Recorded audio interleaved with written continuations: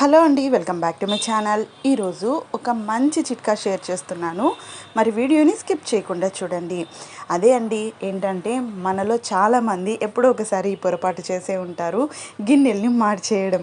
అంటే ఇక్కడ నేను టమోటా రైస్ అయితే చేశాను, కానీ చూడండి వాటర్ తక్కువ అవ్వడం వల్ల ఇలా మాడిపోయింది.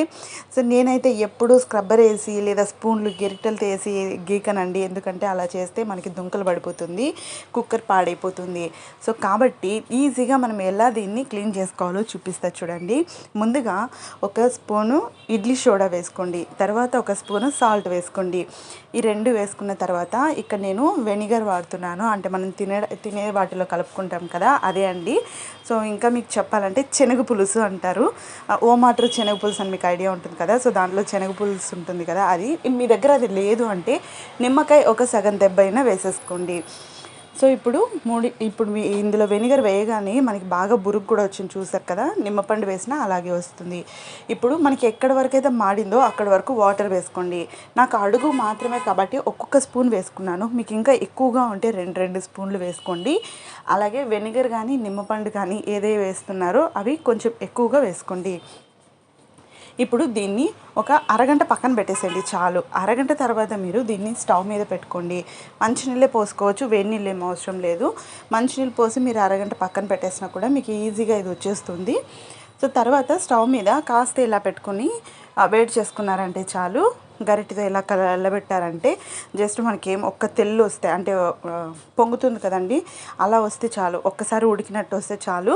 సో వాటర్ అంతా కిందకి వేసేసి తర్వాత ఈ వాటర్ మీరు మళ్ళీ కూడా ఏదైనా మాడిపోయిన గిన్నెలు కానీ స్మెల్ వచ్చే వస్తువులు ఏమన్నా ఉంటాయి కదా, వాటిని క్లీన్ చేయడానికి ఈ వాటర్ని వాడుకోవచ్చు.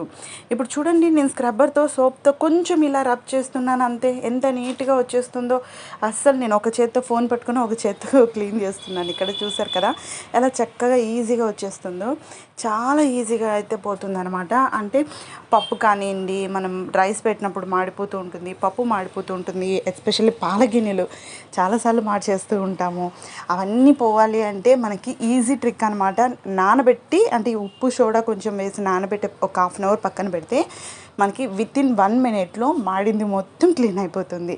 సో ఇలా చూసారు కదా. మీలో ఎంతమంది ఈ టిప్ని పాటిస్తున్నారు అయితే కామెంట్ చేయండి, లేదా కొత్తగా తెలుసుకున్న వాళ్ళు కూడా కామెంట్ చేయండి. వీడియో నచ్చితే తప్పకుండా లైక్ చేయండి. ఇంకా మరిన్ని టిప్స్ కోసం నా ఛానల్ని సబ్స్క్రైబ్ చేసుకొని పక్కనే ఉన్న బెల్ బటన్లో ఆల్ ఆప్షన్ని క్లిక్ చేయండి. చూసారు కదా ఎలా ఉందో, అసలు చాలా నీట్గా మాడిందంతా పోయి నీట్గా వచ్చేసింది అనమాట. నేను పైన పిక్ కూడా చూపించా చూడండి, ముందుకి ఇప్పటికీ డిఫరెన్స్.